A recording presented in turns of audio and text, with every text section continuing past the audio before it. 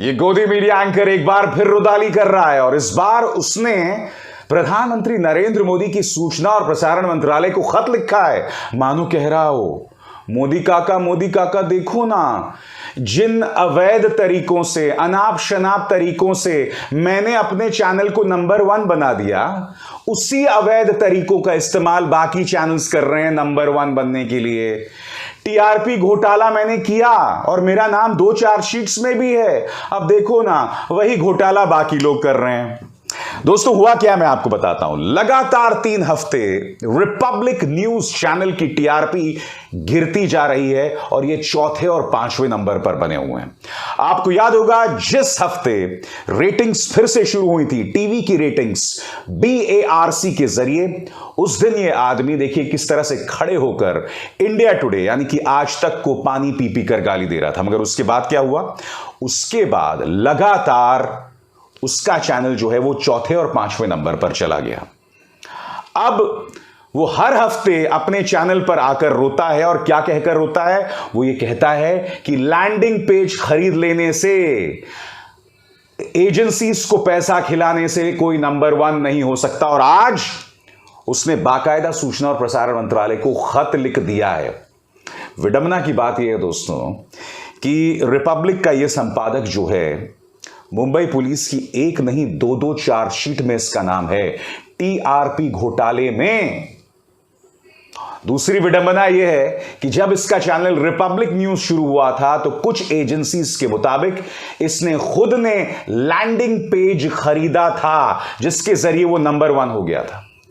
ये landing page क्या है और पूरा विवाद क्या है, कुछ देर बाद मैं आपको बतलाऊंगा। मगर सबसे पहले मैं आपको बताता हूं कि रेटिंग्स के मोर्चे पर इसकी हालत कितनी खराब हो गई है। आपके स्क्रीन पर दोस्तों, नंबर 1 है TV9 भारतवर्ष, रेटिंग्स है 14।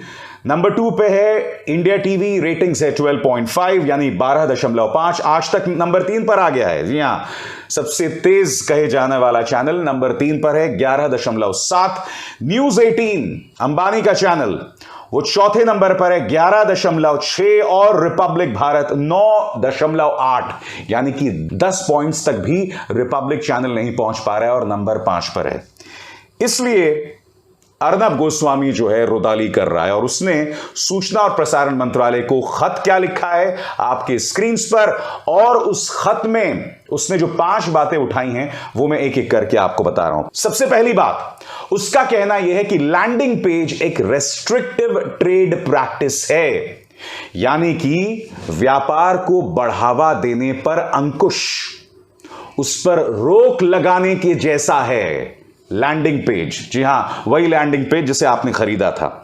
दूसरी बात, उसने यह भी कहा है कि पैसे के बदले टीवी चैनल्स जो हैं वो अपनी रेटिंग बढ़ा रहे हैं नकली तरीके से। लो कर लो बात, कौन ये बात कह रहा है? इसके अलावा इसने यह भी कहा है कि सरकार की हमेशा से कोशिश रही है कि न्यूज चैनल्स में डेमोक्रेटाइजेशन हो, यानी कि न्यूज चैनल्स के अंदर लोकतंत्र बना रहे। इसके जरिए उसे खत्म किया जा रहा है। और 5वीं और आखिरी बात, उसका यह भी कहना है कि इसके जरिए प्रेस की आजादी को नुकसान पहुंच रहा है। ये तमाम बातें इस आदमी के मुंह से सुनकर अच्छी नहीं लगती। जो तमाम हरकतें तुमने की थी, आज कर्म के जरिए तुम्हें उसे भुगतना पड़ रहा है। और हमारे हिंदू धर्म में कहा भी गया है ना, जैसे कर्म करेगा वैसे फल देगा भगवान। ये है गीता का ज्ञान, ये है गीता का ज्ञान, ये है गीता का ज्ञान, ये है गीता का ज्ञान। समझे बेटा अर्नब गोस्वामी, हिंदू धर्म में कर्म का सिद्धांत है, जो करोगे वो भुगतोगे।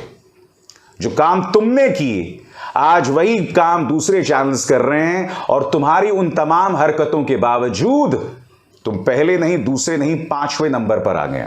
मगर ये पूरा मामला क्या था दोस्तों? सबसे पहले मैंने इस मंच पर आपके सामने उठाया था। आइए देखते हैं वो कार्यक्रम जो मैंने किया था। नमस्कार दोस्तों, आपके स्क्रीन पर रुदाली करता हुआ यह है रिपब्लिक न्यूज चैनल का संपादक। और यह रुदाली क्या कर रहा है मैं आपको बताता हूं।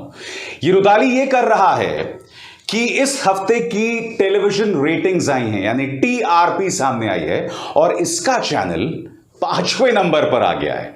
जी हां, एक हफ्ते में जोरों से गिरावट आई है और पहले से ये 5वें नंबर पर आ गया है और ये जोरों से रुदाली कर रहा है। और रुदाली कर करके क्या बोल रहा है? रुदाली कर करके बोल रहा है कि पैसे देकर रेटिंग्स नहीं खरीदी जा सकती, लैंडिंग पेज खरीदने से रेटिंग्स नहीं खरीदी जा सकती। ये लैंडिंग पेज क्या होता है और पैसे देकर टीआरपी खरीदने का खेल क्या होता है, कुछ देर बाद। मगर वक्त कैसे पलटता है ना दोस्तों, उसकी मैं मिसाल आपको देना चाहता हूं। अब से बस कुछ ही दिनों पहले जब रेटिंग सिस्टम फिर से सक्रिय हो गई थी, यानी कि टीवी की रेटिंग सिस्टम्स, तब ये आदमी खड़े होकर किस तरह से ड्रामा अपने न्यूज रूम में कर रहा था, इंडिया टुडे को खरी खरी गालियां दे रहा था कि देखो मैं नंबर 1 पे हूं, हिम्मत है तो मुझसे बात करो, ये तमाम चीजें हो रही थी। तो ये नजारा कुछ हफ्तों पहले, अब ये रुदाली कर रहा है कि बाकी न्यूज चैनल्स जो हैं पैसा देकर नंबर 1 कर रहे हैं। विडंबना देखिए दोस्तों, मुंबई पुलिस की एक नहीं दो चार्जशीट में इस आदमी पर आरोप है टीआरपी में फर्जीवाड़ा करने का। और सबसे बड़ी बात दोस्तों, जिस लैंडिंग पेज की बात कर रहा है, लैंडिंग पेज को खरीदने की बात कर रहा है, वो क्या गड़बड़ झाला है अब मैं आपको बताता हूं। मगर ये आदमी बौखलाया क्यों हुआ है? वो बौखलाया इसलिए हुआ है क्योंकि रेटिंग्स आ गई हैं। इस रेटिंग के मुताबिक TV9 भारतवर्ष जो है वो नंबर 1 पर है, इंडिया टीवी जो है वो दूसरे नंबर पर है, आज तक तीसरे नंबर पर है, न्यूज 18 चौथे नंबर पर है और रिपब्लिक भारत 5वें नंबर पर आ गया। यही नहीं, इसका जो अंग्रेजी चैनल है वो पहले से दूसरे नंबर पर गिर गया है। यह आदमी इसलिए बौखलाया हुआ है। अब ये जो आरोप लगा रहा है लैंडिंग पेज खरीदने का, आप में से जो लोग नहीं समझते हैं लैंडिंग पेज क्या होता है वो मैं आपको बताता हूं।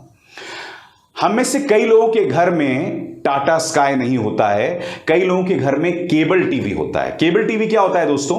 केबल टीवी, जैसे कि आप जानते हैं, केबल के जरिए आपके घर में डिजिटल चैनल्स आते हैं, तमाम चैनल्स आते हैं।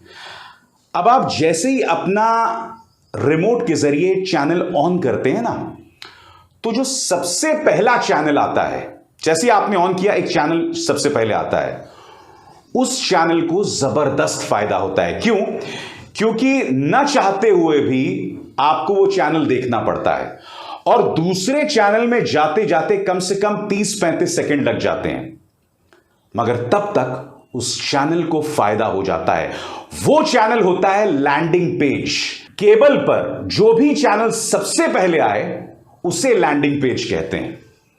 अब अर्नब गोस्वामी पर आरोप था कि इसने, जब इसका रिपब्लिक न्यूज चैनल शुरू हुआ था, इस पर यह आरोप था और कई समाचार एजेंसीज ने कहा था कि इसने कई जगहों पर यह लैंडिंग पेज खरीद लिया था। नतीजा यह हुआ कि जैसे रिपब्लिक न्यूज जो है सामने उभर कर आया, पहले ही हफ्ते में यह नंबर 1 पहुंच गया। दोस्तों, हो क्या रहा है, इन तमाम न्यूज चैनल्स को रेटिंग्स किस बात पर मिलती हैं? इन तमाम न्यूज चैनल्स को रेटिंग्स मिलती है नफरती प्रोपेगेंडा के जरिए, हिंदू मुस्लिम डिबेट्स के जरिए। जब तक हम इस तरह का नफरती कार्यक्रम देखते रहेंगे, इनकी रेटिंग बढ़ती रहेगी। जैसे जैसे आप इनका ये कचरा देखना बंद करेंगे, इनकी रेटिंग्स कम हो जाएगी। अब मैं आपको एक मिसाल देता हूं। जो चैनल नंबर 1 पर है TV9, वो भी करता है अनाप शनाप डिबेट्स, हिंदू मुस्लिम डिबेट करता है, मगर आप जानते हैं वो नंबर 1 क्यों हुआ? वो नंबर 1 इसलिए हुआ क्योंकि उसने रूस और यूक्रेन में जो युद्ध चल रहा था उस पर बहुत ही अनाप शनाप प्रोग्रामिंग की। कभी इन लोगों ने वीडियो गेम्स का इस्तेमाल किया और उसे बताया कि भैया ये देखो युद्ध हो रहा है। मगर इन्होंने हिंदू मुस्लिम पर जहरीले डिबेट्स नहीं किए। इन्हें जो नंबर 1 रेटिंग मिली है वो रूस और यूक्रेन में जो युद्ध चल रहा है उस पर कवरेज के चलते हुई है। मगर बाकी चैनल्स, चाहे जी न्यूज हो चाहे रिपब्लिक हो, इन्होंने सिर्फ और सिर्फ वही हिंदू मुस्लिम डिबेट्स किए, वही नफरती प्रोपेगेंडा को आगे बढ़ाया। तो कहने का अर्थ यह है कि यह देश की जनता के हाथों में है कि वो इस नफरती कार्यक्रमों को देखना बंद करे। और सिर्फ इसलिए नहीं कि इससे उन चैनल्स को नुकसान होना चाहिए, मैं बिल्कुल नहीं चाहता। मैं नहीं चाहता कि न्यूज चैनल्स को नुकसान हो, क्योंकि न्यूज चैनल में सिर्फ एक अर्नब गोस्वामी या कोई तिहाड़ी काम नहीं करता है। न्यूज चैनल्स में कई ऐसे लोग काम करते हैं जो अपनी रोजी रोटी के चलते वहां काम कर रहे हैं, उनका कोई नुकसान नहीं होना चाहिए। मगर बगैर नफरती प्रोपेगेंडा के आप अपने चैनल चला सकते हो। जरूरी नहीं है कि आप रोज शाम को 6 से रात को 10 बजे तक चैनल्स पर जहर परोसें। यह बात न्यूज चैनल्स और उनके संपादकों को समझनी पड़ेगी। क्योंकि होता क्या है, और जैसा कि मैं बार बार आपसे कहता आया हूं, जब आप इस तरह का नफरती प्रोपेगेंडा चलाते हैं तो यह आपके घरों में देखा जाता है। जब आपके घरों में देखा जाता है तो आपके मां बाप ये कार्यक्रम देख रहे होते हैं। जब आपके मां बाप ये कार्यक्रम देख रहे होते हैं, हम ये कार्यक्रम देख रहे होते हैं, तो हमारे बच्चों पर इसका बुरा असर पड़ता है। क्या इस बात से मुंह मोड़ा जा सकता है कि इन जहरीले कार्यक्रमों का असर हमारे नन्हे मुन्ने बच्चों और आने वाली पीढ़ियों पर पड़ रहा है, और ये आने वाली पीढ़ियां हमें कभी माफ नहीं करने वाली। अभिसार शर्मा को दीजिए इजाजत। नमस्कार। स्वतंत्र और आजाद पत्रकारिता का समर्थन कीजिए, सच में मेरा साथी बनिए। बहुत आसान है दोस्तों, इस ज्वाइन बटन को दबाइए और आपके सामने आएंगे ये 3 विकल्प, इनमें से एक चुनिए और सच के इस सफर में मेरा साथी बनिए।